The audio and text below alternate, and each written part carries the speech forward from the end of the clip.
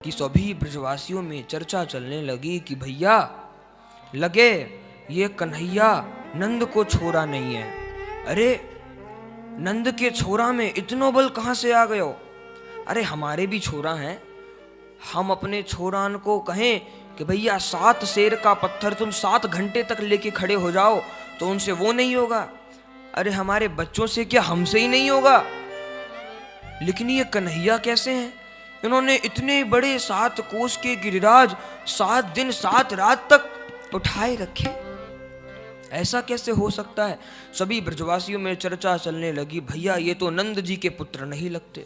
नंद बाबा को बुलाया गया और नंद बाबा से पूछा गया, बाबा हमारी बात का बुरा मत मानना, लेकिन सच सच बताओ क्या ये कन्हैया आपका ही बेटा है? अरे इतने बड़े गिरिराज उठा लिए, ठाकुर जी ने पहले भी बहुत ऐश्वर्यमयी लीला करी, लेकिन ये लीला तो सबके सामने हुई। सब लोगों ने अविरल रूप से 7 दिन तक 7 रात तक दर्शन किया। नंद बाबा से पूछा सभी ब्रजवासियों ने, और नंद बाबा तो घबरा गए। अरे मेरे लाला ने सहायता क्या कर दी, ये तो हाथ से ही निकलो जा रहा है। नंद बाबा ने कही, देखो आप लोग कछु शंका मत करो, लाला के नामकरण पे श्री गर्गाचार्य जी महाराज आए थे और गर्गाचार्य जी महाराज ने अपने हाथ से कुंडली बनाई थी लाला की। उसमें लिखा था कि लाला मेरा पुत्र है, तो यदि आप लोग कहो तो मैं वो कुंडली लेकर के आ जाऊं। और आप सभी लोग गर्गाचार्य जी महाराज के हस्ताक्षर को जानते ही हो। ठीक है, नंद बाबा तुरंत पहुंच गए नंद महल में। यशोदा मैया को कहा कि नेक लाला की कुंडली तो निकालो। यशोदा मैया ने कही, क्या कोई रिश्ता आया है जो लाला की कुंडली की जरूरत पड़ रही है? नंद बाबा ने कही, रिश्ता नहीं आया, यहाँ तो लाला ही हाथ से जा रहा है। सभी ब्रजवासी जन कह रहे हैं कि लाला तुम्हारा पुत्र नहीं हो सकता। और झट यशोदा मैया ने कुंडली निकाल के दे दी है।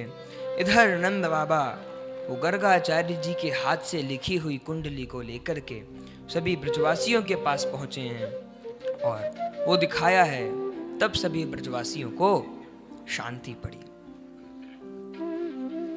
और अब ठाकुर जी का ये ऐश्वर्यमय रूप तो प्रकाशित हो ही चुका है। इसलिए सभी ब्रजवासी ने कह दिया, नंद बाबा चलो हम ये तो मान लेते हैं कि कन्हैया आपका पुत्र है, लेकिन आप भी मानो कि कन्हैया कोई सामान्य बालक नहीं है।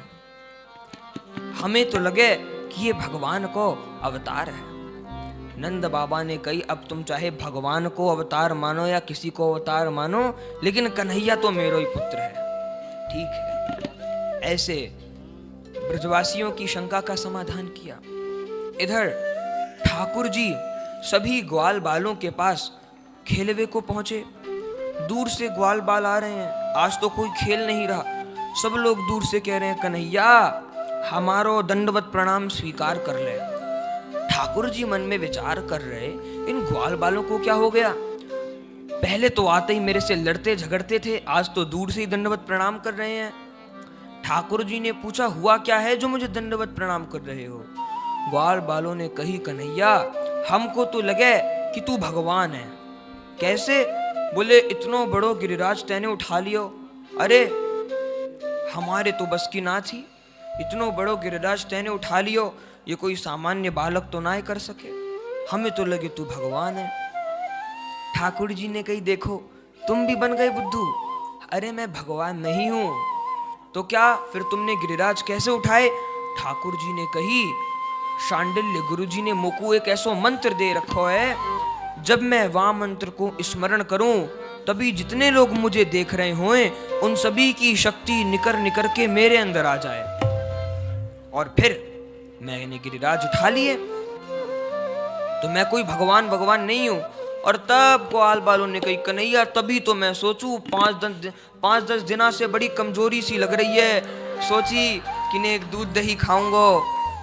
अरे तू तो कोई भगवान नहीं है, तू तो 1 नंबर को चोर है, चित्त चोर, माखन चोर।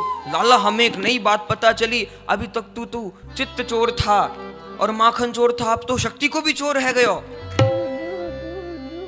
अब तो तू भगवान नहीं है, हमको पता चल गया, तू तो हमारो सखा है। और फिर दिव्य लीला संपन्न हुई। माने ठाकुर जी को पसंद नहीं कि कोई ब्रज का भक्त उन्हें भगवान कहे। क्योंकि ठाकुर जी भगवान बने तो वैकुंठ में बैठे हैं, लेकिन वास्तव में याद कर लीजिए चौथे दिन की कथा को, भगवान का अवतार क्यों होता है। श्री सुखदेव भगवान बताते हैं, अनुग्रहाय भूताना, किसी प्रेमी का जब प्रभु से अनोखा प्यार होता है, तभी अवतार लेने को प्रभु लाचार होता है। प्रभु ने ब्रज में अवतार स्तुति श्रवण करने के लिए नहीं लिया, प्रभु ने तो यशोदा मैया का सुख स्वीकार करने के लिए, प्रभु तो ब्रज में श्री यशोदा मैया की गोद में खेलने के लिए आए हैं। भगवान ने तो सभी ग्वाल बालों को सुख प्रदान करने के लिए अवतार लिया है।